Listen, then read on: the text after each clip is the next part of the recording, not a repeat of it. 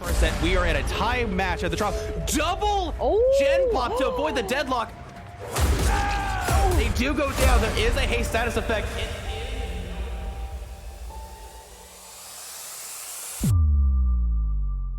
They do have to be careful here. The hatch is going to spawn momentarily. Dead Hard could get them the distance to get it too. Shot. Really smart play on the ace.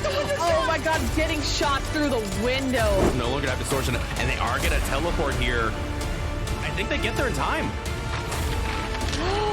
Yes! Oh, the grab, yes! That is disappointing. This is be a 4-man out because Yeah, but they will be able to block this. Yo, getting caught on that. Ace coming with the body block. Oh, they were here.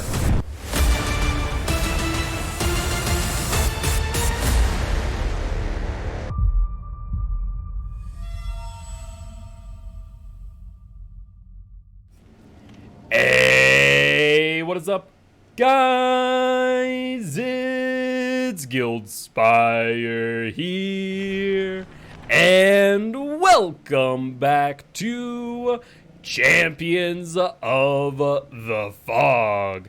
And I am joined here today by DbdOpinions. How you doing today? I'm doing fantastic. How about you, man? Pretty good, pretty good.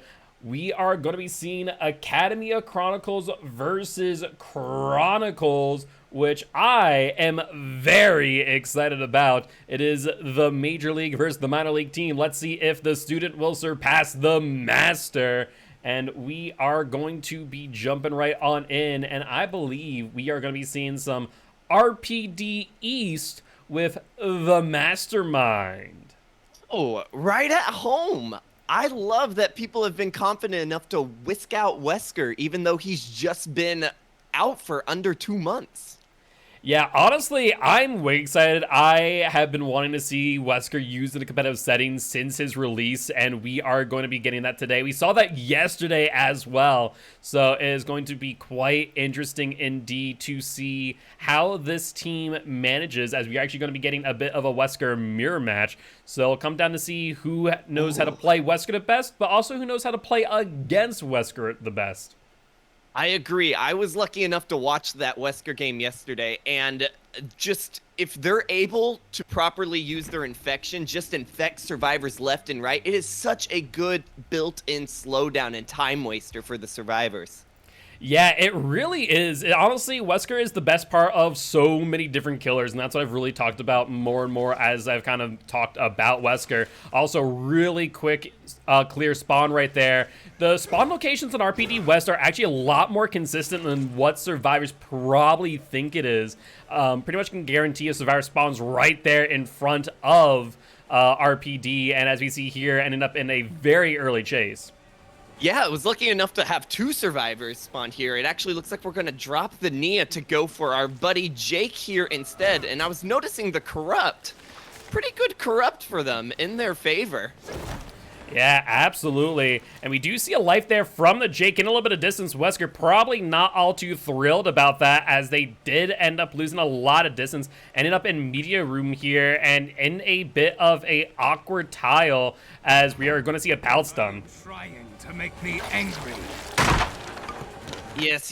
Even though this is kind of Wesker's home territory, you might feel differently about it. I find it's a little bit hard to navigate Wesker in these very tight corridor areas. I'm just bumping into things left and right. Yeah, on the upside and downside, you do have those narrow corridors, meaning that's harder for survivors to really avoid your power. At the same time, it does also mean that you just don't have a lot of room for maneuverability. Personally, it kind of feels like playing Blight on RPD for that exact reason. I agree. That gen up at the top of the staircase has a lot of progress. These survivors have been wasting no time getting it going. Ooh, a very good hit. Getting the infection going on Nia, but it looks like we're going to drop Nia in favor of pressuring these gens. Yeah, it looks like Wesker opting to instead try and spread the pain between these survivors, going for infection and injuries, kind of a hit and run play style. Oh, that was so close on the Michaela. Just like an inch off. Yeah, and Michaela with the stun as well. Beautifully timed there. Very difficult to stun Wesker at a pallet like that. He's actually moving at upwards of Blight speeds, if not faster than Blight during his bounds, which is quite insane. So good reaction time on the Michaela, to say the least. Mastermind in a very interesting situation right now. He's got all three of these Jins right here in the middle that are... They have just been cranking on them hard, and he can tell he's trying to juggling between the three, not sure which one he needs to pressure, trying to find a survivor in a spot where he can jump on them. Yeah, Wesker doing his best here to find an opportunity of some form, but just unable to get a down here. Has been quite some time since even Corrupt Intervention ended, so they're going to need to do something quick unless they want to see multiple gens pop off.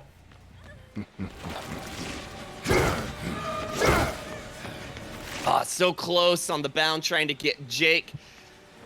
Nia was fully infected. She managed to cleanse herself there, but I think that's just he needs these virulent bounds to connect, and they're just not connecting.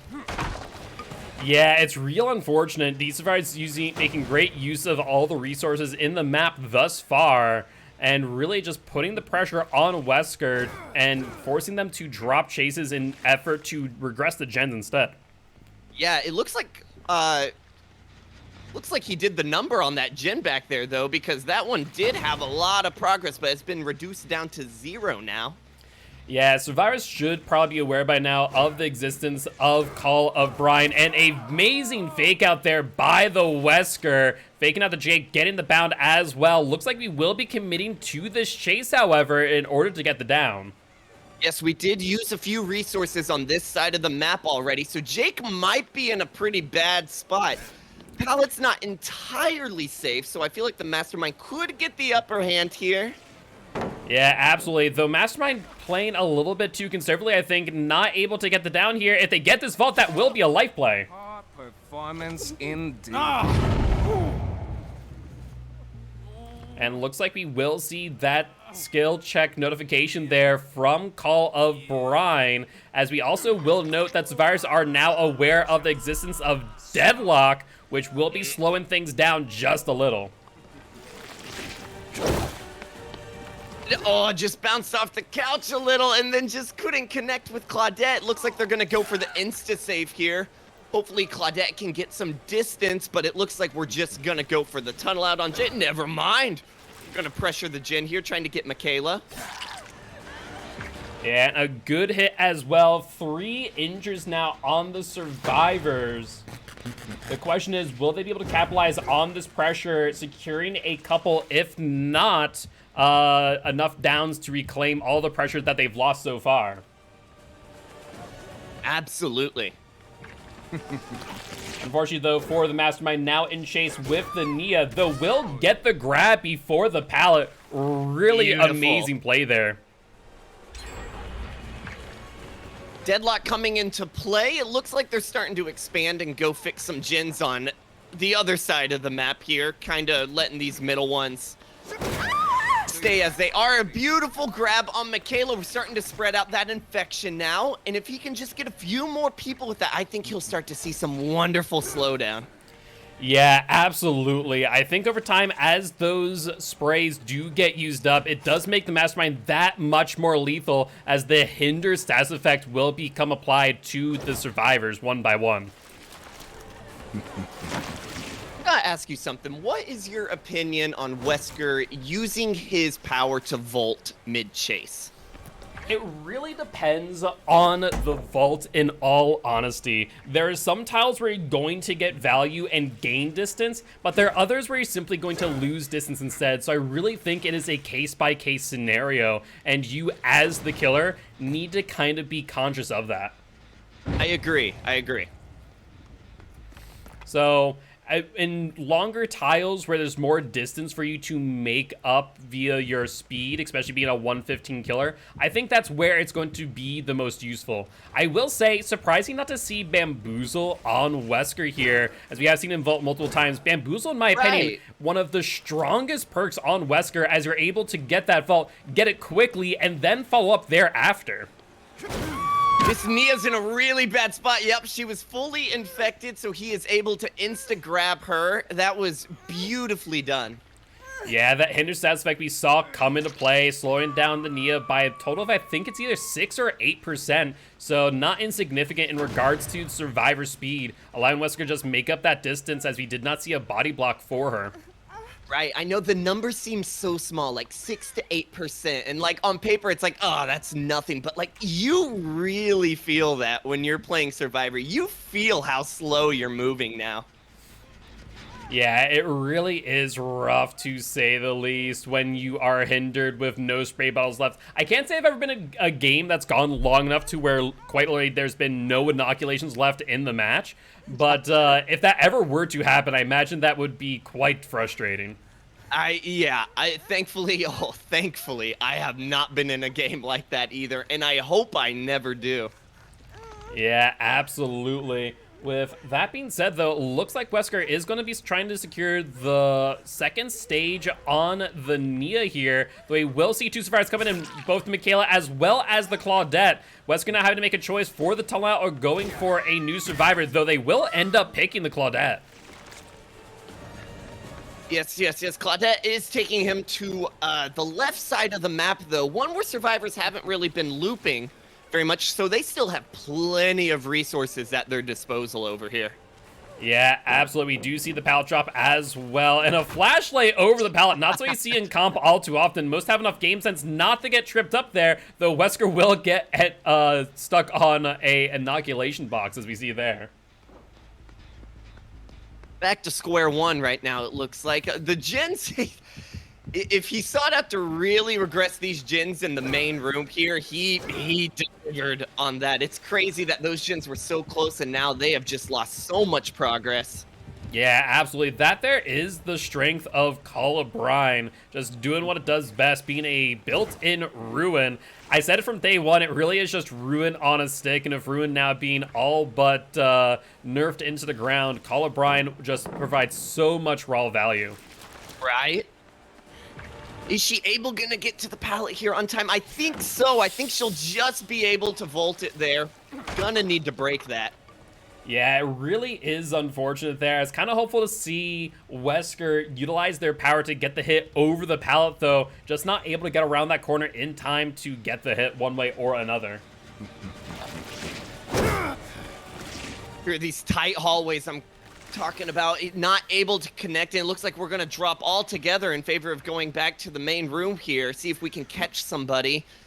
We do have one of the injured survivors here, fairly close, gonna put Call of Brine on that gen, and then just go on our merry way. Yeah, I mean, Wesker has so much opportunity to reclaim some pressure here, get some downs with 3 people injured. They just need to find someone and be able to commit to them long enough to get the down. That is going to be the hardest part here, and with 2 survivors healing back to back, that pressure is all but slipping through their fingers. Whoa! Caught them just on the butt for the people from the Claudette. This is interesting here. Claudette with the 40 people trying to ensure that the Jake does not go down again. However, offering themselves instead here. Whether or not this is going to be a good play is yet to be seen.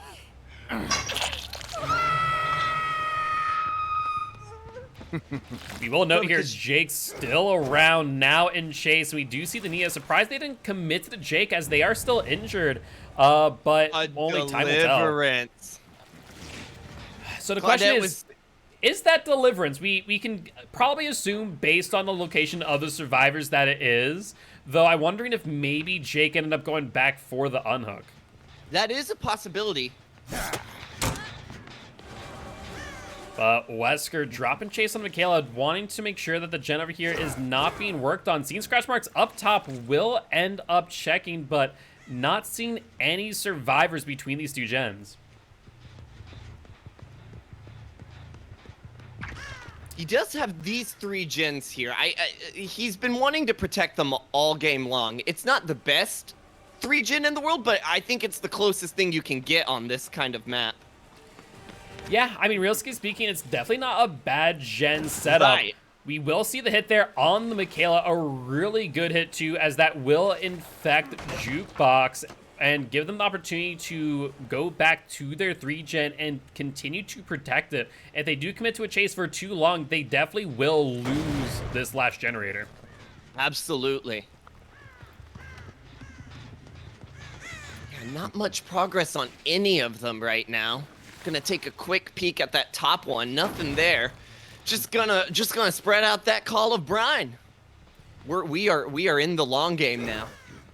Yeah, I mean, it's clear that they simply want to play it safe and play it bit by bit, not trying to give these survivors any time to work on gens. However, it is definitely drawing out the match as both sides are playing very conservatively, neither wanting to really take all too many in the ways of risks.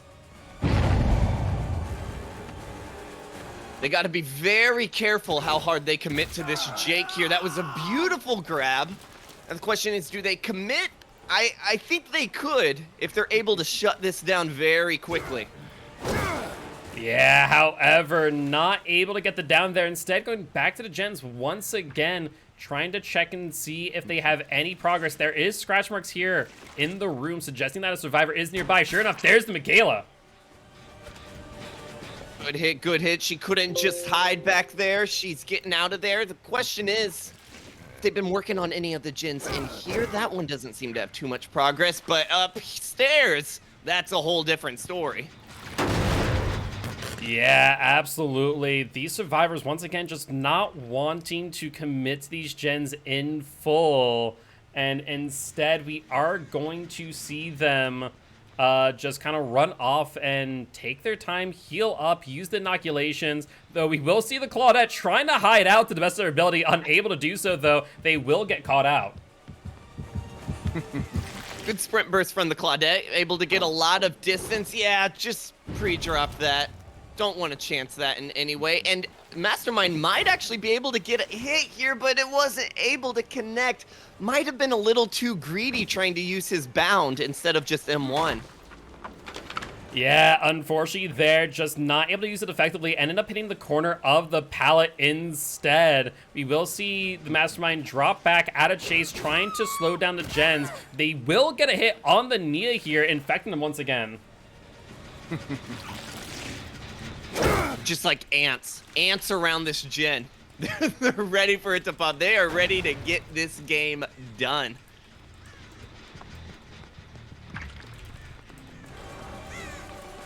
But I would imagine, yeah, have they been applying the equal amount of pressure on this gen? Not too much progress on that one. Thought it would have a lot more. Yeah, Call of Brian once again is doing a lot of work, to say the least. That 200% regression, and especially the survivors not willing to double up, triple up, trying to get that gen crank through, just allows the Mastermind to go back, reapply Call of Brian again and again and again, and we're seeing just how much damage that can do. However, Mastermind unable to connect there with the Michaela, having to drop chase once again. We do see Nia healed up, but still infected. I'm actually curious to know how many inoculations are left. I feel like there's got to be, because isn't there a total of, is it 6 or 8? 6 or 8 cans on the map? Or is it 4? I want to say it's like 6 with 2 charges each, meaning Right. that there's 12 total. I do not think he's infected 12 times. I think, yeah. Sure, I think they're sitting at a very comfortable number still. Yeah, absolutely. Mastermind with the miss there. Unfortunately, not having that second charge to hit the Michaela. Well, once again, not opting to commit. The survivors and killer just really, like I said, taking their sweet time, not trying to rush things, not committing to chases. One of them is going to have to give at some point. I feel like it has to be the killer. Right, right. Do you remember PTB Wesker? How that felt? You just felt like an absolute powerhouse, even though you were vacuuming in survivors who were like nowhere near you. Yeah, the PTB Wesker definitely was a little bit overtuned. However, current Wesker I feel like is in the perfect spot in order to get some good value for his power while at the same time not feeling unfair to survivors. I agree. I was just starting to think, I was like, a lot of these hits, if that was PTB Wesker, this game would have been over with. Oh, absolutely. And we kind of see here what I was talking about earlier. Survivors and killers alike going to have to commit in some way, shape, or form. We do see the skill checks on the gen in main, and we will get a down. However, Wesker unable to confirm the down, getting the hook as the survivors are about to complete the generator there in the main building. Absolutely. This is the kind of pressure they need to do into the main room, I think. Have that upstairs and another separate gen just really close to each other, so he has to juggle between the two of them.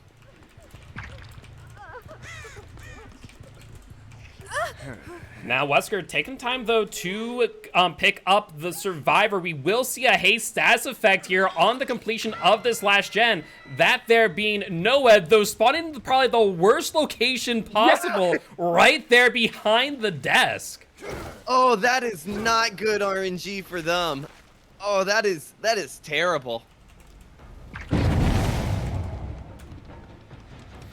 Yeah, we do see the unhook there on the Claudette. Wesker having to make a choice here. Protect the exit gate or go for chase. We will see the Claudette taking a body block, trying to take the attention away from the other healthy survivor. I believe that to be Jake, apply to forehead. And we will see a chase on them as Wesker trying to get as many points as possible. However, exit gate opened up. Wesker trying to use their bound to make up a little bit of distance here. But looks like instead they are going to go for the Claudette, though potentially a decisive strike incoming. Looks like the decisive strike just wasn't there on Claudette, but I think it makes the most sense. She was the only one on death hook. Get some fresh outs, make sure nobody who was on their first hook stage gets hooked.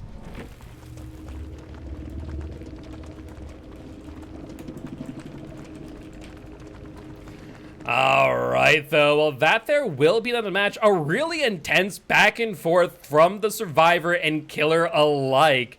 And with that being said, that there will be the end of set number 1.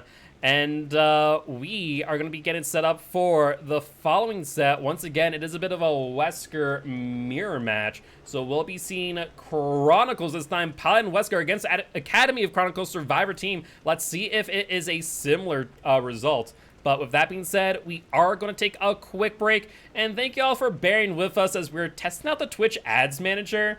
A little bit more unruly than I thought it was going to be, so apologies about the mid-match ad, as this match went, you know, about 5-7 minutes over the average. So with that being said, we're going to be back in just a little bit, and we will see you soon.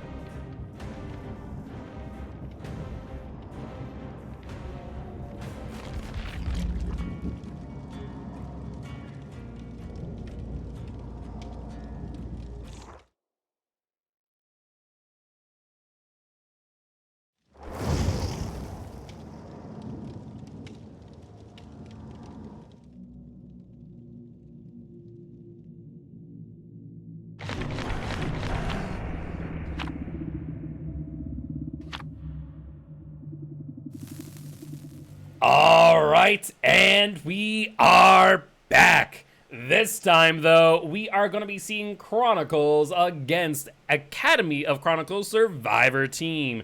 And I believe we are going to be seeing a Jukebox piloting the mastermind himself. So I am very excited for this. I actually have not seen Juke play the mastermind as of yet. So very fascinated to see if they are going to be up to stuff in order to claim victory against Academy of Chronicles Survivor Team. And we are seeing a spawn right there by the burning helicopter and another corrupt intervention. Who would have guessed?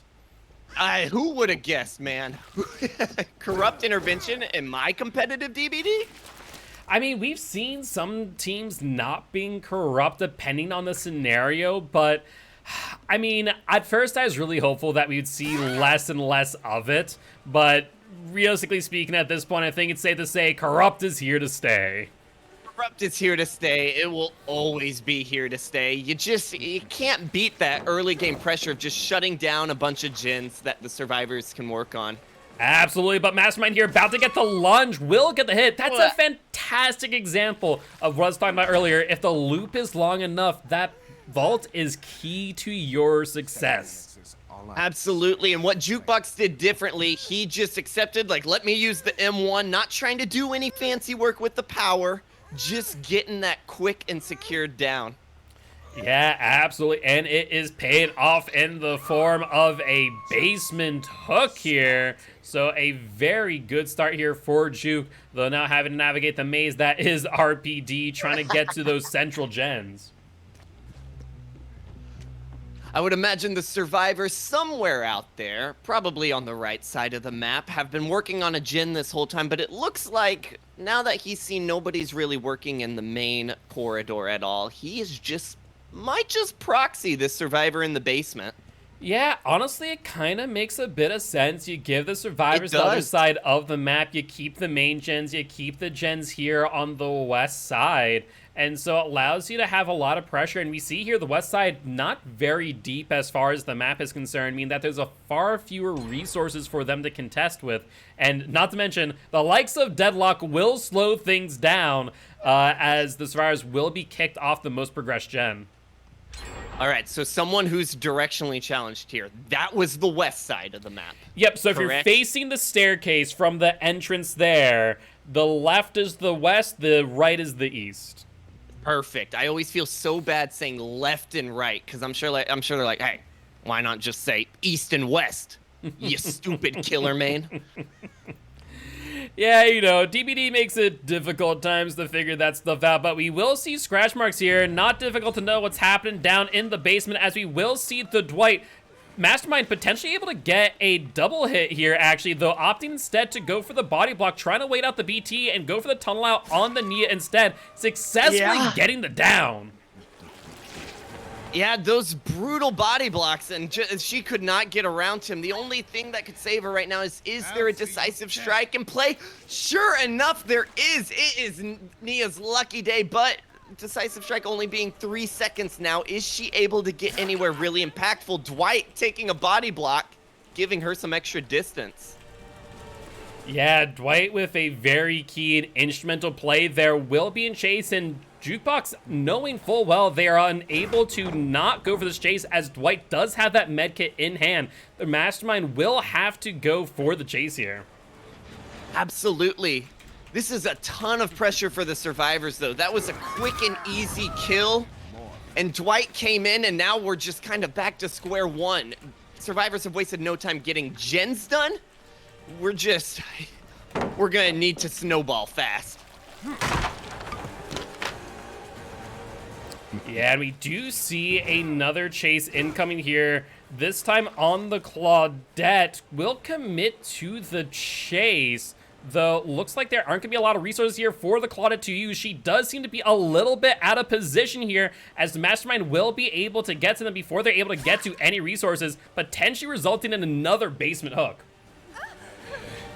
I agree. I think he's gonna go straight to that basement.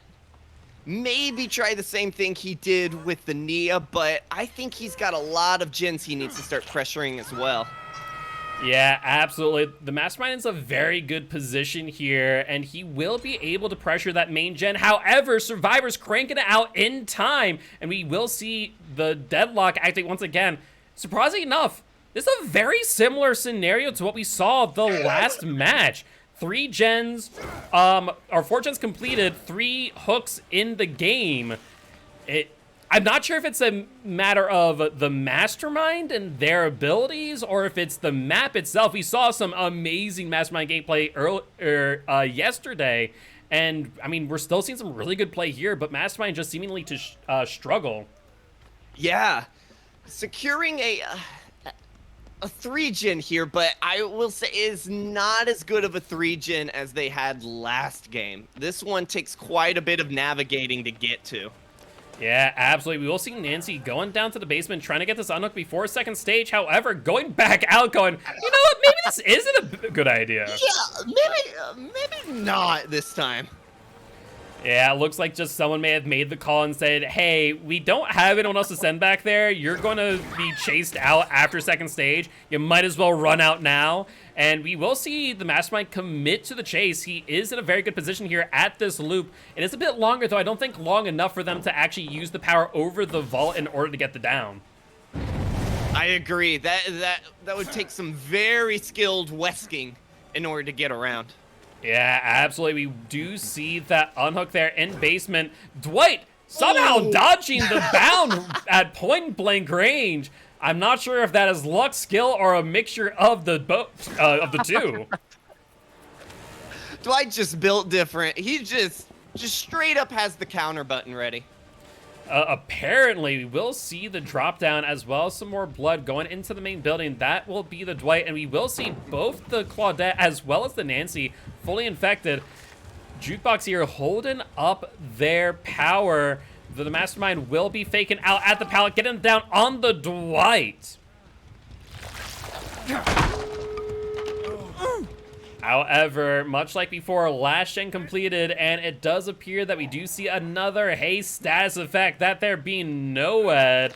Though, looking around, looks like the tone spawn might be a little bit better than the last time. Just a little bit. Caught the... Who was that? I thought that was the Nia, but that is not. Who was No, that? that is the Claudette, which is a huge play here for the Mastermind, as he's now able to get a kill immediately and potentially camp out a fresh Dwight to Death Hook. This here is going to be the deciding factor to this match, I think, as Chronicles will be able to take the win for set number 1. I think so. I do not think there's much the survivors can do here, even if they cleanse that totem. And sure enough, I think they are just taking the option to just take that 2-man out. Yep, sure enough. Yeah, and with no deliverance in hand, Dwight will be sent back to the campfire via the entity, unfortunately unable to exit the realm. And that there, I believe, will secure the win for Chronicles in set number 1 against Academy of Chronicles. This time, though, we will be moving into set number 2. This time on Leary's, we're going to be seeing a Ghostface mirror match. It's time to get spooky. Ooh, I cannot wait. Absolutely. With that being said, we are going to set up that round in just one moment. Though before we do, we always want to remind everyone here watching today that you, yes, you are our sponsors. So the ads that you watch, all the bits that I tip, all the subs you buy, and all the rogue energy that you buy using the code COTF goes to the supporting Champions of Fog and our $250 prize pool for Group B. With that being said, we're going to be back in just a bit.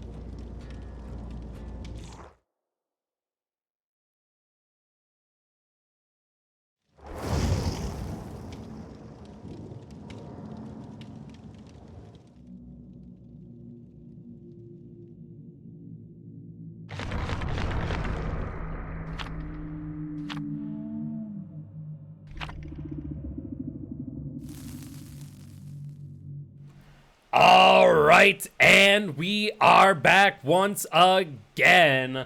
This time, we are going to be seeing Eric from Chronicles piloting the Ghostface on Lyres. And I don't know about you, but a spooky Ghostface on Lyres is going to be quite interesting, and I'm hopeful for seeing a few grabs. I know that is so fun. I personally, I imagine you probably have in the long run. I don't see a lot of Ghostface in the competitive scene. No, we don't. And it's actually, so one of the reasons why we introduced the indoor maps was for more stealth-based killers to be used. And so it's going to be very interesting to see how much utilization, you know, the stealth-based killers get in these scenarios. For example, we see the Dwight right there, Dwight round in the corner, getting a little bit of stock. However, also catching a hint of Nia there, as we do see that she is slightly marked and getting more and more marked there as they are 99. So that is a potential insta-down save for later. Eric really should not be going for the chase on Nia here, should be dropping them as they're unable to get the hit until their power is up and running. So a little bit of an unfortunate play here, but a fake out actually mind gamed into the Ghostface. Ghostface doubling back, but will end up getting the down. I love it. I love to see it. I love that we're incorporating stealth killers now. As a pig main who is like 25% stealth killer, so nice to see. Yeah, absolutely. Also, want to note that we did not see a corrupt intervention at the start here. However, we see a plethora of totems lying around. So What could it be? I mean, it could be a lot. I think we see upwards of 4 totems out and about right now. So we do see a lot of value here coming from them as we do see the gens regressing at 100% speed. That there is a Ruin, a perk that we do not see used often for a multitude of reasons, getting some use today. Oh, sneaking up on the Nia here. The question is, does she have decisive strike? She had it last game. And she apparently has it again, getting a little bit of distance here. That 3-second stun, will it give Nia enough time to get to a tile? It does not appear to be the case. The 3-second timer on decisive strike now is brutal. It really is. I'm hopeful that in due time they do increase that either back up to 5 or in some way make a modifier one way or another to determine how long the stun will be, whether that be based on gens, I've seen some people suggest, based on time off of hook, I've seen other people suggest. I think there's a lot of ways for Decisive Strike to be modified just via the numbers itself, but Ghostface here trying to go for a little bit of mind game here, trying to find who's on this gen, but dropping instead, looking for another one and finding the Dwight here. Dwight not noticing the Ghostface will get marked. Oh, that was so good. That was so good. And we do hear in the distance a little bit of totem action as we will see Thrill of the Hunt be cleansed by these survivors. However, keen-eyed viewers might see a white totem in the distance. That there is a keen indicator of Pentimento. Very nice. I am digging this hex build they're bringing in. Yeah, it's very interesting. A lot of the totems on Lyres, though they are static, are sometimes hard to really identify. So it might just be the thought process here of bringing as many totems as possible and really shake up the builds. Ruin getting a little bit of usage here. We saw Thrill of the Hunt slow things down. Pentimento now slowing gens down by 30%. It's definitely not inconsequential to say the least. And we even see Ghostface going over and checking another totem, though finding the Nia once again, this time without the Decisive Strike. This will be Nia sent back to the campfire via the entity.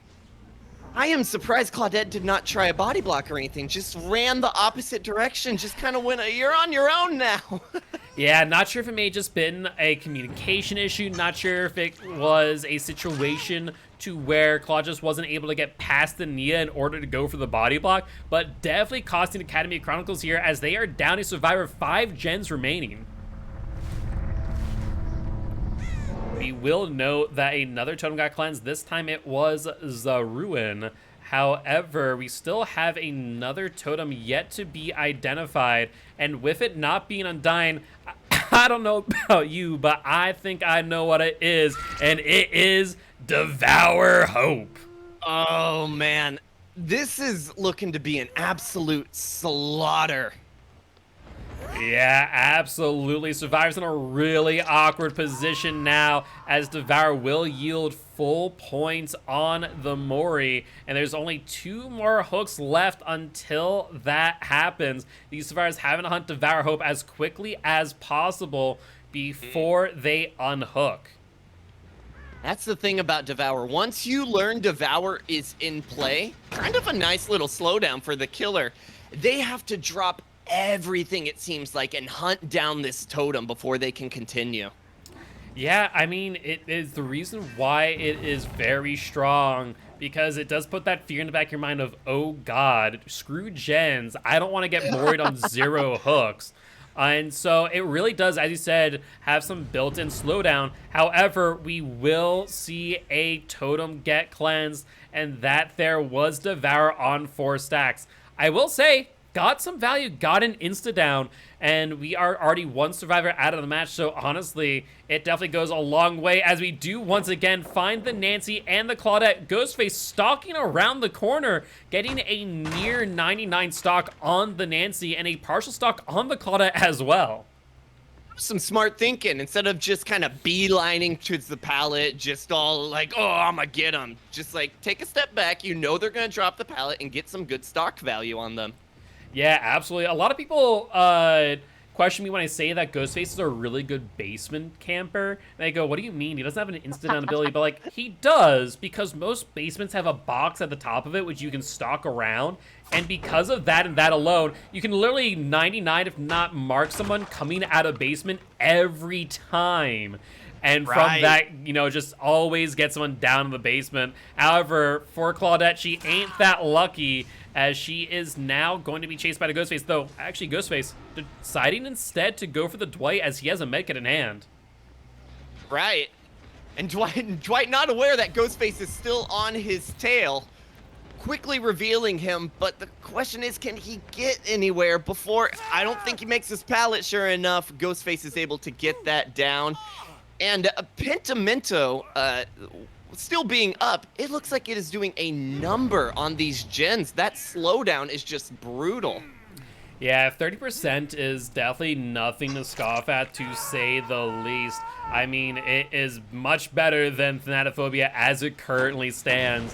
And, you know, survivors should be aware of the totem's location, though potentially getting lost in the shuffle, as they had to cleanse upwards of 3 totems and have to rack the back of the minds, all the while trying to evade the Ghostface of where that totem was in the first place. Right. And it looks like that was our 2nd stack of Pentimento there, and now that affects healing now, if I'm correct.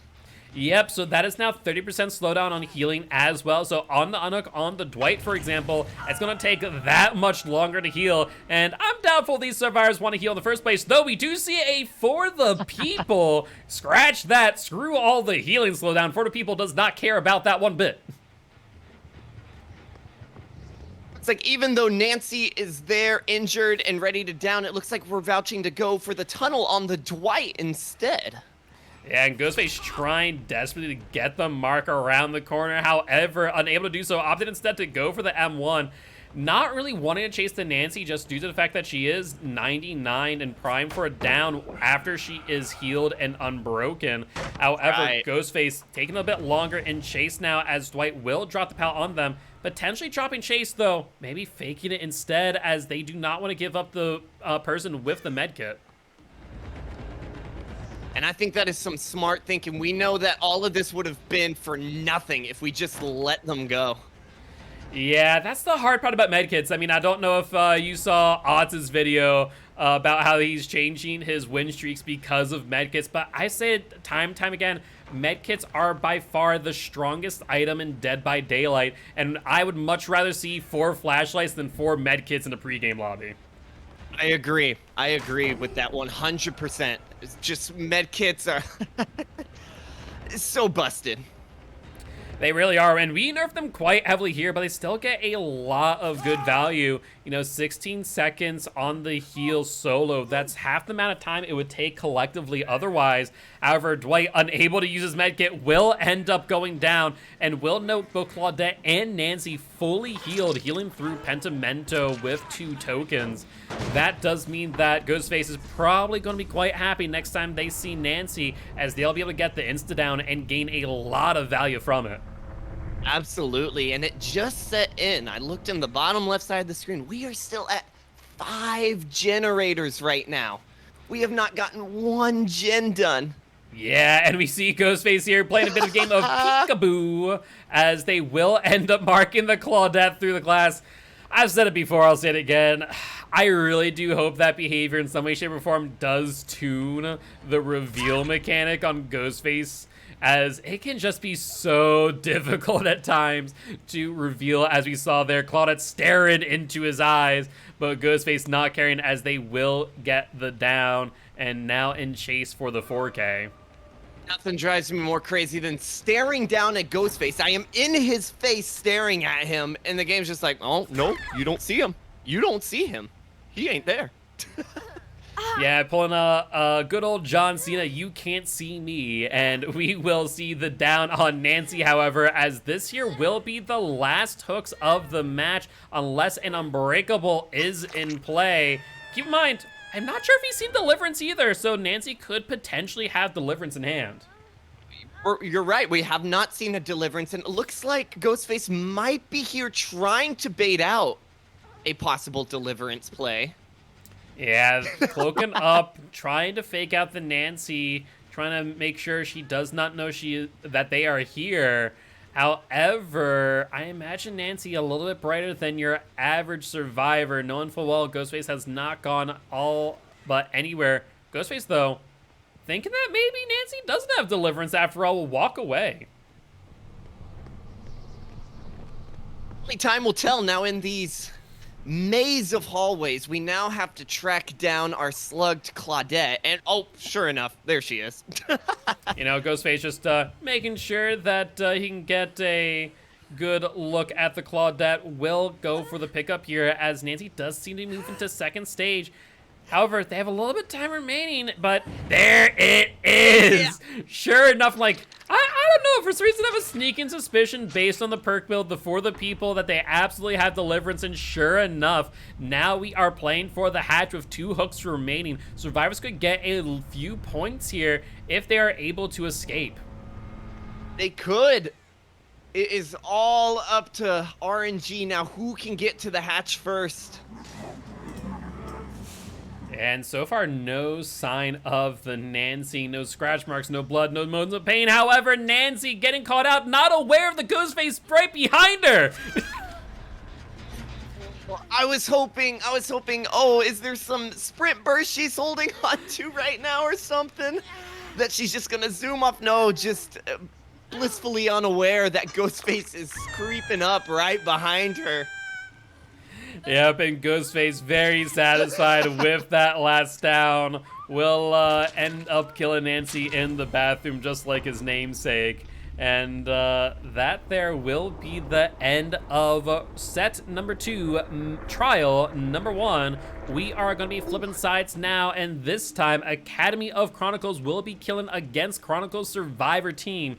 So with that being said, we are going to take a quick break, though before we do remind everyone here today that we are partnered with Pugdom. Pugdom is another Dead by Daylight community. They have partnered with us and are going to be streaming some of the other Group B matches. So if you haven't already, make sure to stop on by, say hi, drop a follow. That way you can catch those matches too, hosted by the Pugdom staff. With that being said, we are going to be back in just a bit.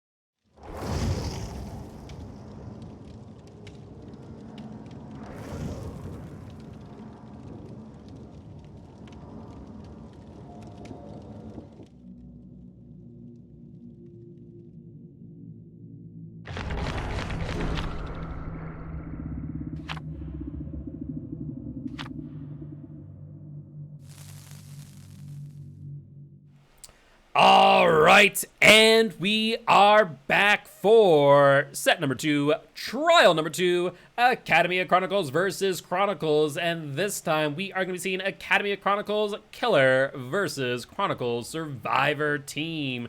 And not to say that the odds are stacked against them, but the odds are stacked against them. To be blunt, trying to successfully get a 4K at 5 gens remaining in this scenario is going to be quite the feat indeed, as the survivors know the win condition. 3 of them can just sit on gens and you can sit there hitting them all day long, but I get the sense that they are probably going to complete at least one. With that being said, though, With that being said, Maybe. it's not impossible, so we'll only have to wait and see. However, regardless of the results of this match, I would like to inform everyone watching today that we are going to be in a little bit of a treat, that we will be seeing set number 3 one way or another, so that way we have a little bit less of a break between this match and the next. Well, without further ado, we do see Academy of Chronicles here cloaking up with the ghost phase here on Lyri's once again, and we once again seeing some totems lying around. It's just a totem kind of map and a totem kind of day. Honestly, I am here for it. Always a fan of seeing some more totem usages, though I'm still an advocate for behavior adding more totem spawns. Like, don't change the ones that currently exist, just add more throughout the map. That way, I'm less likely to go, oh yes, it is Dead Dog. The totems will be here, here, here, and here. Right? I definitely think that's something they should look into, because it does come down to just memorization at a point. It's just like, all right, we'll check this spot, this spot, this spot, this spot. All right, we're good to go. Yeah, absolutely. Also, brilliant 99 there on the Claudette. Almost marked on the Nancy as well. Ruin, once again, putting in a lot of work. I am quite surprised here. Claudette, though, also wanting to go for the reveal, but getting marked as well. Claudette not realizing that she, too, was 99 and prepped for the down. Able to get the stock on them. Got pallet stunned in the end, but Claudette, the wrong person to come in for the body block. Yeah, absolutely. It does appear Nancy will be going down. Claudette still have another, like, 45 seconds or so left on their mark. Though it's not so the wrong possibility that Ghostface might still get the down on them. I agree. They definitely got to play this very carefully. These hallways can be like a maze, especially if Ghostface gets his stock back in time. Just sneak up on her, no problem. Yeah, and sure enough, there's a stock with 15 seconds remaining on the mark. And sure enough, there's the Claudette! If the Ghostface is able to get to her fast enough, they might be able to get this down, though the timer is ticking. And if a pallet here, I get a feeling it's not going to happen, though. A bit of a mind game here. Claudette at the pallet, unable to get the down. Oh, so close. Absolutely, but looks like Ghostface will drop the chase instead, looking to pressure some gens. Like I said, not outside the realm possibility that they're able to get the 4K at 5 gens to tie the set, though it is going to be an uphill battle as they do find the Ada and the Nancy. If they're a little bit earlier, maybe they might be able to get the redown. However, we do hear a gen pop in the distance, and that there will secure Chronicles the win for set number 2 and this match. Very well done, GG to both teams. And it looks like even though Nancy was able to get fully healed, it looked like we were trying to tunnel her anyway. We might be dropping that now to go try to hunt somebody else down. Yeah, I think with the win condition being met, I think Ghostface here probably better off trying to focus on someone else. Though Claudette not knowing that Ghostface was there once again. Michaela 90 on halfway, but taking the body block. Honestly, a really smart play that I don't see enough players doing is taking that body block to remove a potential mark.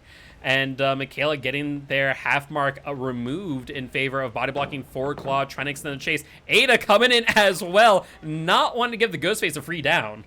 Team work. You're absolutely right. This is an amazing play from the survivors that they definitely should do more often. Oh, but the sprint burst, the 99 sprint burst coming in now. Yeah, 30 seconds on the clock. Not a lot of resources around. Michaela here. Ghostface going for a desperate lunge, however, getting stunned instead. 15 seconds on the clock. Will they be able to get there in time? I just don't think it's going to happen. Claudette escaping death once again. Just been sweating bullets the whole game. Absolutely. Michaela, though, getting marked a little bit there. About 75%. Not a bad stock. Though, finding the Ada, this is actually a fantastic chase, as if they're able to get the down on the Ada, reclaim their stock, and find the Michaela later down the road, this could be a good 1-2 punch. Yeah, and I don't know if you mentioned it and my brain shut off, but it does look like Ruin has been cleansed. Yeah, that does appear the case, and we once again do see Pentimento Jukebox getting hit through the pallet. They just were not able to get the down in time, giving Ghostface that free down.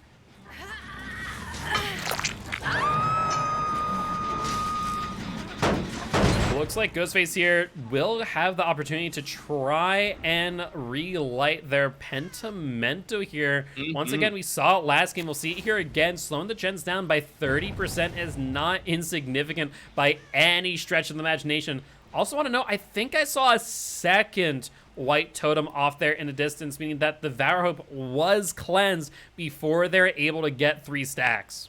You are absolutely right. Oh, catching Ada in the shower, not able to hide as successfully as she thought she was going to be able to.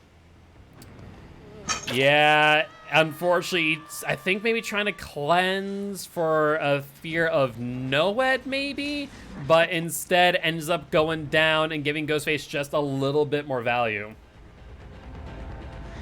Stalking the Claudette again.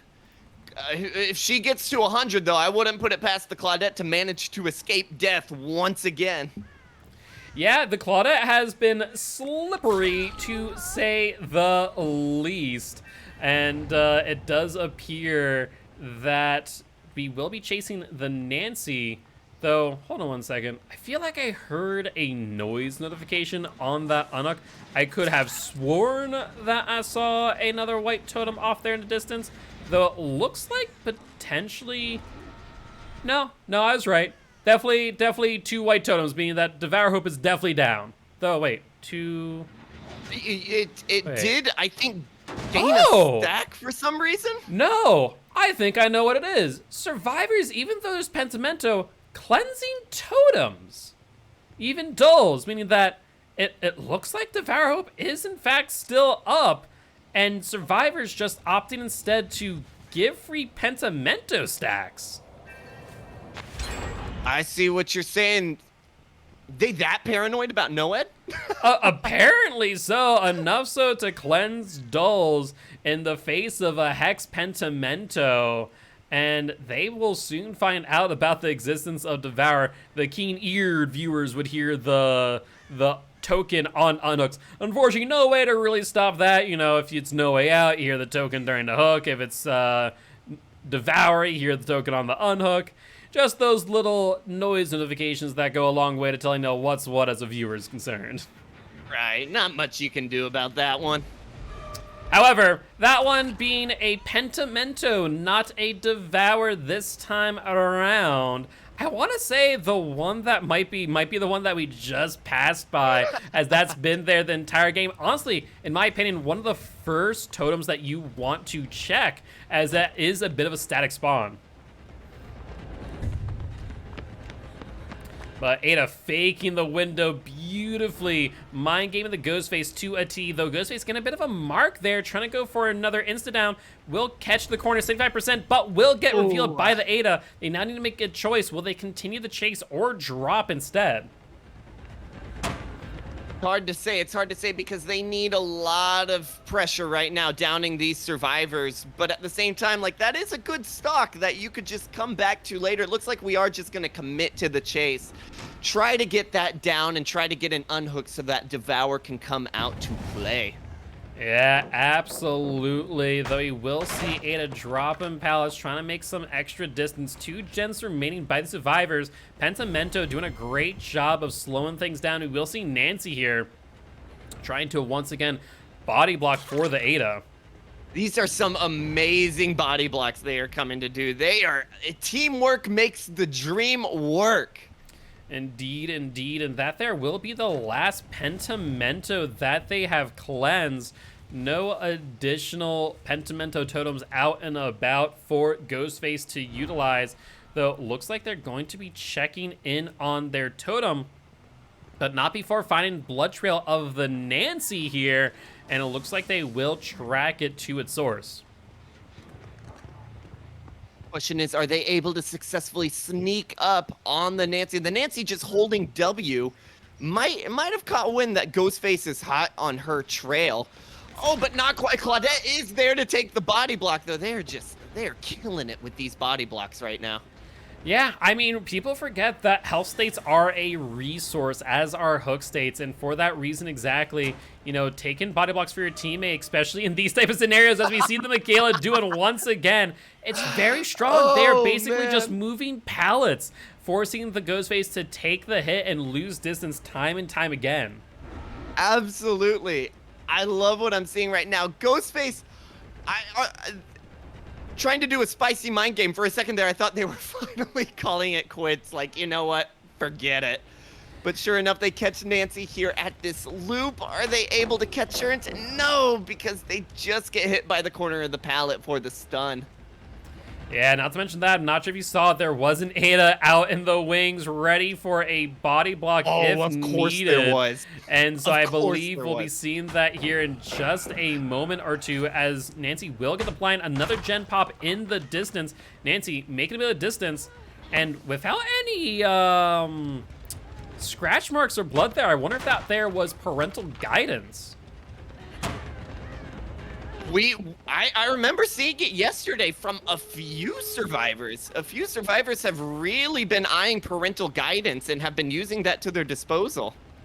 Yeah, I mean, it definitely makes a lot of sense, especially for those using Decisive Strike, for example, as it is able to act as kind of a pseudo-lucky break. However, Nancy going down at the pallet, ending up getting the vacuum pallet, pretty much reverse pallet stun there on the Ghostface, as they will go down, and now kind of a scary situation for these survivors. However, last totem cleansed, right next to the exit gate. Exit gate open. Looks like these survivors are going to take the 3-man out, securing the win for set number 2. GG to both teams. The survivors played so well. Ghostface did manage to get some amazing sneak up and stock potential though, but survivors, they had, I don't want to say an easy task, but popping one gen, you know, not too hard sometimes. Indeed, indeed. But with that being said, GG well played to both teams, and congratulations to Chronicles for taking this match in round 2. With that being said, as I did mention earlier, we are going to be seeing set number 3 nonetheless for your entertainment. So if you are not entertained, let us know. But until then, we are going to be back in just a bit, and we will be running some ads. Thank you for supporting Chance of Fog, and we'll be back.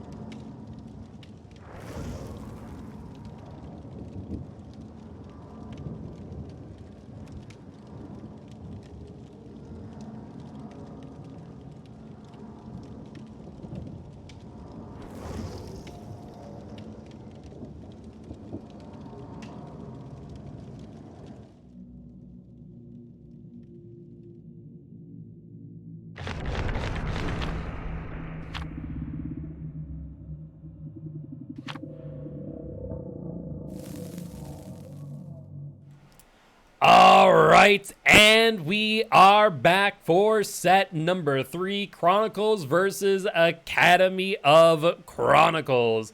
And if you guys did not catch earlier, Chronicles did successfully take the W for the match of round number 2. However, for your entertainment, Academy of Chronicles and Chronicles have agreed to play out set number 3 for a little bit of fun and practice alike. So we are going to be going to Resident Evil, RPD West Wing. I mean, it is Resident Evil, but, you know, Raccoon City Police Department. West Wing this time. We are switching games. They are going head-to-head in Resident Evil. Imagine doing, like, a Resident Evil freaking speed run or something. Just, like, we're just going to switch it up. That's all. What was that asymmetrical game Resident Evil came out with? Do you remember that? Oh, my God. That was such a long time ago. It was like somebody was on the cameras. That's what we're switching over to. Yeah. But with that being said, we're going to be seeing Academy of Chronicles piloting the Demogorgon, the good old Demo puppy. Will be kind of interesting to see Demo on this map. I think does have a lot of good value due to the fact they're able to shred pallets effectively. But with that being said, we will not have to wait long as we are jumping right on in. And Demo Boy seen here, and once again, it's a totem kind of day. You were right. We are seeing 2 totems out in the wild. Definitely not the same build that we saw before with the Ruin Devour Pentimento.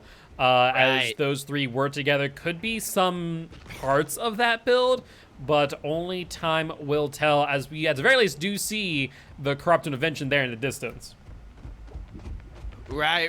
I was just thinking about that little portal spot they put in the shower there. That is a nice little hidey hole that you could probably fool a bunch of survivors with. Oh, absolutely. I think it will definitely get at least a survivor at some point in time. But we do see them chasing Claudette here in the corrupted zone. We'll have to wait and see. Keep in mind, this is west side. So this side of the map that the Claudette is on has a whole lot of resources. Demo going for the shred. Will successfully do it over the window. That was amazing. I am shocked that connected. Very well done.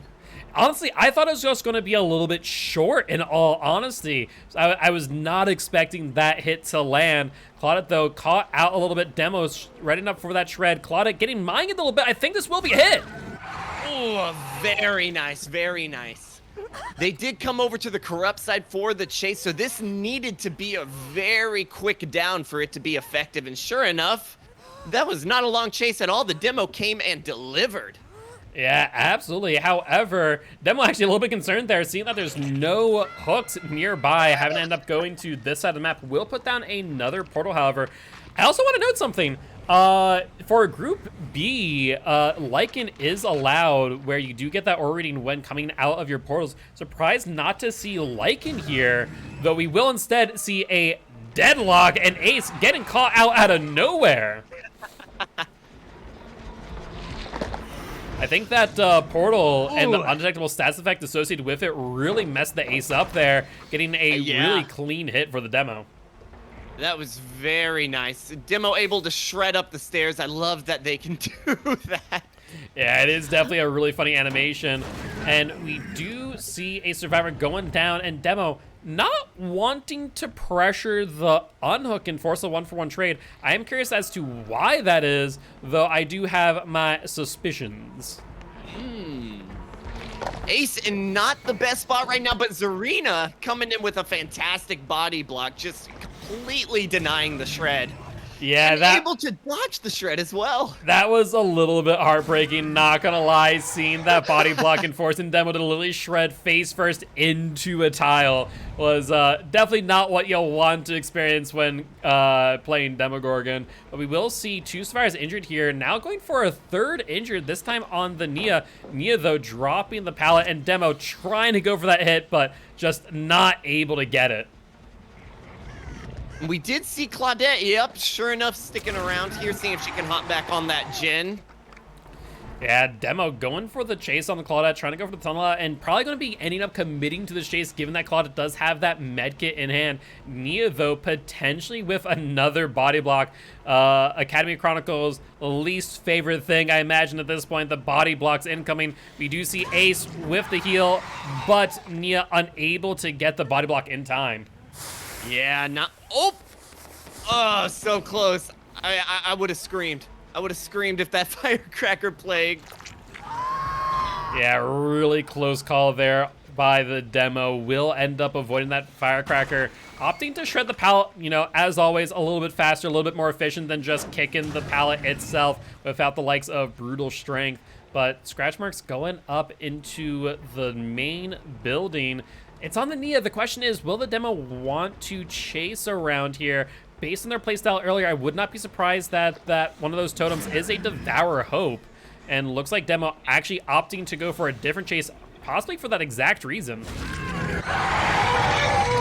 I think you definitely might be onto something here.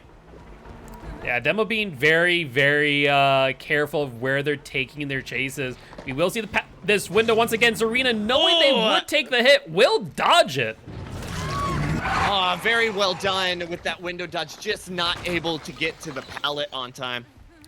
Yeah, beautiful job there by the Demo. Also, specifically attempting to charge their shred short. That way they don't vacuum the pallet, instead get the hit on the Zarina. So a really smart play there by Demo. And this here will be the third hook of this match. And this time on a fresh survivor. I imagine they're going to want to try and find this Claudette and get her out of the game if at all possible. Absolutely. And keen-eyed viewers will note here a bit of a haste status effect. And what gives you a haste out the blue when you're far enough away from a hook? That there is indeed a Devour Hope. You love to see it. You love to see it. We'll see if it gets effect on Academy of Chronicles this game. They do see a totem lit in the corner there. I'm sure they've noticed now. Yeah, Claudette getting that and seeing it. Demo even showing the Claudette even more so, like, yes, see the totem. I will note, though, Zarina was unhooked by themselves using Deliverance, so no third stack of Devour Hope for the Demogorgon. Demo, though, looking to try and find another victim, and we will see them moving towards main. 99. These survivors knowing full well that there is deadlock in play, opting to keep main 99 there, and we do see the A's kind of just carefully watching the Demo, you know, casually going, hey, how you doing? Demo's like, hey, wait a minute. Yeah, exactly. We will see a totem get cleansed, probably the totem down in storage. And yeah, based on that, it looks like Demo will have to get this down quickly unless these survivors are able to find Devour Hope, as that was a Undying. Yes. Undying going very quickly with Demo confidently showing the Claudette, hey, this is where it is. Come get it if you want to. And Demo spotting the Nia there on the main gen, completing it, opting not to keep it 99 for the deadlock.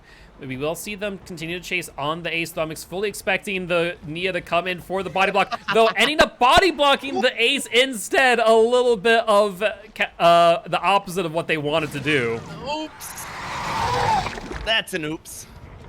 Just a small one. But that being said, I believe that there will be a fresh hook on the Ace. So that is a fresh hook that has been on the Zarina, fresh hook now on Ace. The Nia is also a potential fresh hook. No Deliverance in play at this point in time, though we have yet to see Decisive Strike. Right, we have not seen that yet. Demo looks like he is surveying the land over here. But I am curious, these portals have been really tripping up the survivors. Every single time he's come out of a portal now, they've managed to get a hit. Yeah, Demo doing an amazing job, to say the least. Going up to this portal, we do see scratch marks. Demo looking around, trying to find where they're at. And sure enough, there's the Nia. Very possible that the Nia has spotted the Devour Hope up there in the bathroom. Hence why the survivors are waiting so long to go for the unhook. Keep in mind, though, everyone's already injured, so it would be a little bit of a moot point anyways. Right, right. Technically, if you were to use your shred ability, wouldn't that keep the devour notification hidden? I forget. They change all the time whether or not it does. However, survivors definitely know something's up. They've definitely passed a dull totem once or twice, knowing there's an Undying, seeing that there's no ruin. They have to know that there's something going on, and the most likely answer is, in fact, a Devour Hope, at least in my opinion. Absolutely. No, I definitely think they know what's going on. Just trying to think of what the demo could use at their disposal if they were thinking, like, maybe they don't know. Maybe the 10% chance they don't know I have Devour right now. Yeah, absolutely. However, we will be seeing the chase here on the healthy Zarina. Zarina, using their resources to a T, will end up getting the stun there. And looks like the demo will continue in chase. Also, apologies once again about Ad Manager running an ad mid-match. Was not keeping a close enough eye on that. But as you mentioned, this one's here for fun and entertainment, so we'll let the Ad Manager do its thing. And thank you all for bearing with us as we kind of experiment with the monetization models that we use here on Champions of Fog. All the ads that you watch, all the bits that you tip, all the stuff you buy, and so on. Really good at supporting champions, and Zarina doing a fantastic job in chase of demo. However, just unable to last long enough before going down to Devour Hope once again. And we will see demo with another hook here, the 4th unique hook, and demo, I think, going up to the top. No, opting not to teleport up to the totem, thinking instead that there's no one there. Interesting choice. Right? I could have sworn they would have wanted to keep that as protected as possible, but it looks like they would rather check out the area instead, possibly see if they're working on this gen over here. Yeah. I mean, it's reasonable to say the least. We will see the 4th stack there and Devour at the same time. The survivors being very cheeky, to say the least. And, however, no sign of where that survivor went. They up and disappeared after that totem cleanse. Right? But we will. There they are. Yeah, I was about to say, we'll find the ace. There's the scratch marks, blood in the water. Demo faking them out on the shred. Ace trying to go for a drop down. Could it be a bounce landing? It may have been, in all honesty. I'm trying to think if it was demo was just too close and able to get the hit. I think Hard that's to tell. exactly what it was, because I feel like I didn't hear the normal sound that survivors make when they don't have balance. So I think that was a bounce landing. It just wasn't able to activate fast enough for the ace to get any real distance to speak of. Right. Demo going for some crazy shreds here. Just hoping they can connect. And it's all in good fun, this match. So I love seeing them try to experiment and do stuff they wouldn't normally do. Yeah, it makes a lot of sense. You know, demo, if they're able to get the shred, gains a lot. And by missing a shred, they do miss very little. You know, they end up sometimes gaining some distance, in fact, rather than losing it, as they end up closer to the survivor than they were prior. Absolutely. Chronicles, again, coming in with these insane body blocks, just keeping their teammates alive for as long as possible. Yeah, absolutely. And want to note there, demo getting a bit tripped up there as they saw the blood and scratch marks from the Nia, end up kind of losing the Zarina there for a hot minute, but will get the down in front of Library. Amazing job here by the Demogorgon. This here will be the 2nd death for Chronicles, being sent back to Campfire via the entity, leaving the Ace and Nia to try and complete these last generators. Not an impossible task at all. We haven't really checked up on the gens in a hot minute, so one could very well be close to popping. Yeah, we do see the kick there. Not a lot of progress. Demo probably going to go back up to the shower room. Though I think during the shreds, we didn't really hear much in the way of noise notifications off of Killer Instinct, meaning that there's only one gen left for them to check. And looks like that is where at least the Nia was. But as you said, not a lot of progression to be had. No, this demo's in a really good spot right now, pressure-wise. Yeah, absolutely. Trying to get this down on the Nia. Will go for the shred. Unfortunately, unable to connect. Nia unable to get the pallet. Will go to the other side of the tile and stunning the demo. You have to give credit to these survivors. They have been really good at getting stuns before the shred's able to connect. Oh, they have done a fantastic job. That's one of those timing things I have never been able to get right. And they're just making it look easy. Yep, and as we said that, of course, the caster's curse will take effect as the Nia will get down at a pallet while also getting stunned, giving the demo a fresh hook on the Nia. And we will note that Deliverance has been used already, so there is no way for the Nia to get unhooked without interacting with Ace as well. Right, and hey, to our credit, they still technically got the stun. They might have gone down for it, but they still managed to do it. This is true. This is true. However, completing that last gen looks like Ace will get caught out by the Demogorgon here, and looks like we will be in the final chase of this match as Demo does get a beautiful shred there around that corner. Ace trying to see if they could potentially fake out the Demo. I think we see here and get confirmation on the bounce landing. Ace going for the drop down and getting a whole lot of distance. Demo though with the shred from the second floor. Oh, off the top rope, able to just fly. Look at the Demo grow his wings. Honestly, a really amazing shred. I was just like, okay, they might be able to do that. I was thinking it's going to be like an invisible wall, like on Ormond or so many other maps that have invisible walls from elevated locations to where you can't do stuff like that anymore. And so I was really surprised when I saw that work. Love it though, love it though. Never patch it, never change it, keep it as it is. Absolutely. But with that being said, we are going to switch sides here, and we are going to be seeing Chronicles use the Cenobite against Academy of Chronicles Survivor team. So with that being said, we are going to be back in just a little bit. And if an instance that we do run into around 2 p.m. CST, we are going to be moving on to our other streamed match. So do keep an eye out for that if we do have a quick break in this match. But with that being said, we are going to be back in just a bit.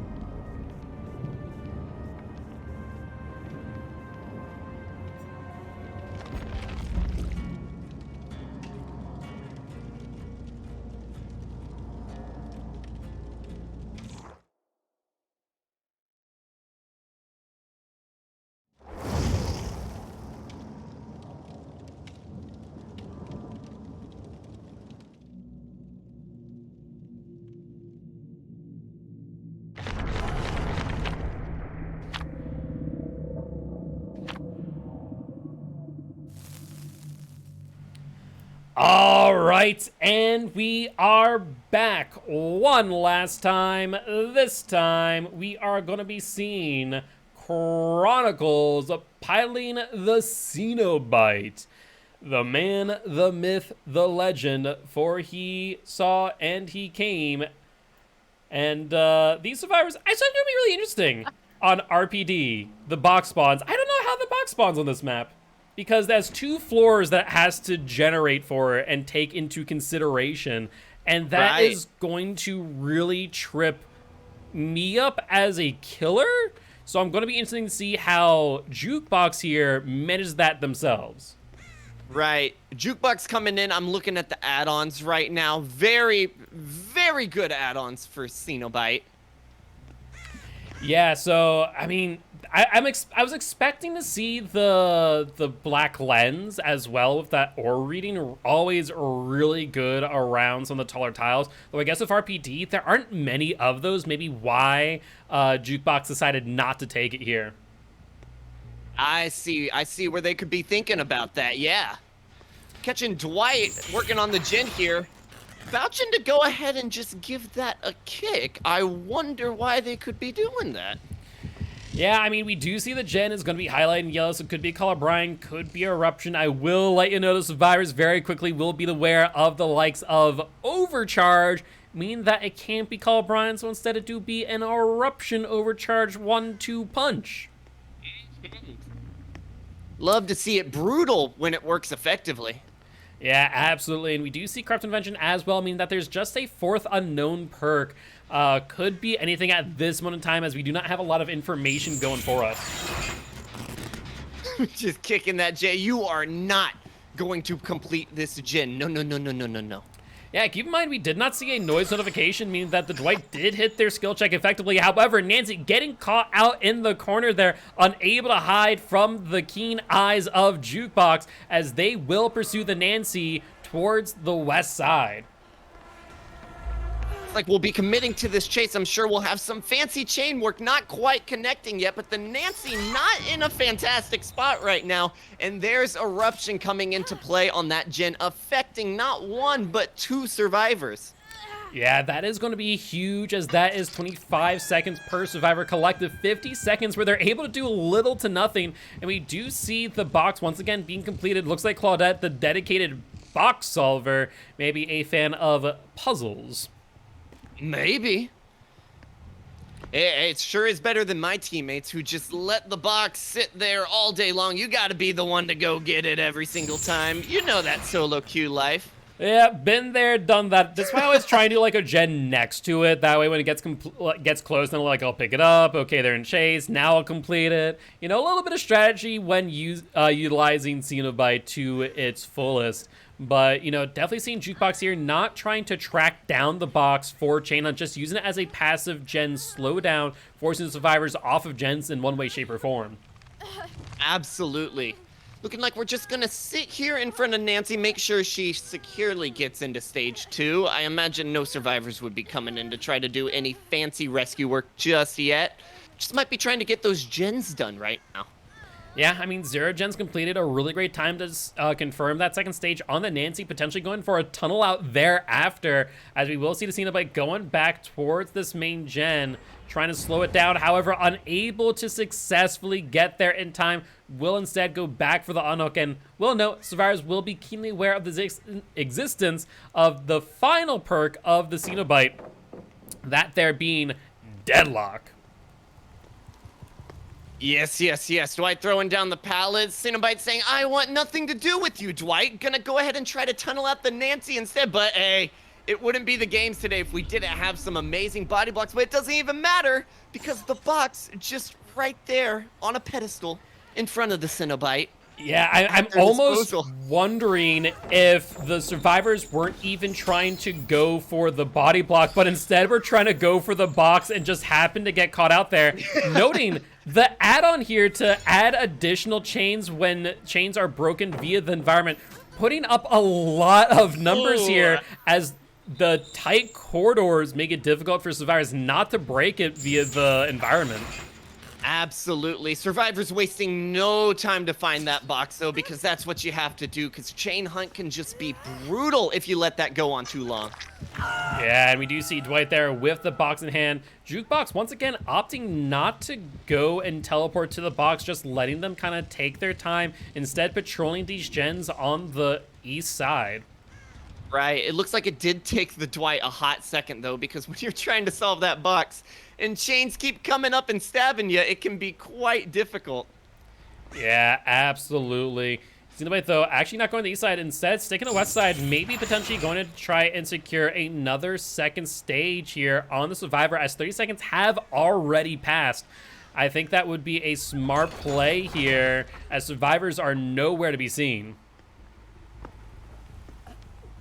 Absolutely. Just guaranteeing that second stage once again. Survivors only have completed one gen so far, so the Cenobite seems to be in a really good position right now. Yeah, absolutely. We will see Claudette move to second stage here. Box once again spawning, and it does look like Cenobite will move on to the next Survivor. 2 survivors currently on Death Hook. And a noise notification up top, touching the generator, potentially missing the overcharge skill check before seeing the unhook as well. I imagine we definitely see the dedication to the tunnel out here on the Claudette, as Dwight will be forced to body block for them. I think you're absolutely right. You can see how effectively Dwight can body block here. Claudette has gotten a lot of distance, and sure enough, Dwight just blocking the doorway. Curious if they'll still try to go for the tunnel out here. It looks like they are still going to try to hunt down that Claudette and get her out of the game. Yep, and sure enough, there's the Claudette. Claudette going for the stun, unable to get it. Cenobite, though, going for the chain, also unable to get it. Claudette with the double back, even with the mid-vault, though. Cenobite just not able to get the hit. Chain's able to connect there, but quickly breaking out obstacles there. The add-on to spawn more chains didn't seem to really do much for Jukebox there. But Claudette going into a spot with not too many resources left. I think we got a safe and secure down right here. I think you are right. And with that down and the Claudette being sent back to the campfire, so too are we going to be heading back ourselves. For it is 2:05 and we are prepped and ready to switch on over to Arctic Wolves versus Atmosphere. So with that being said, we are going to take a quick break as we do switch over there. Thank you to Academy of Chronicles and Chronicles for allowing us to spectate this third match for the entertainment of viewers like you. And thank you all for joining us today, as we'll be back in just a few moments with our second match of round number 2, Group B. That being said, we'll be back in just a bit. Ah!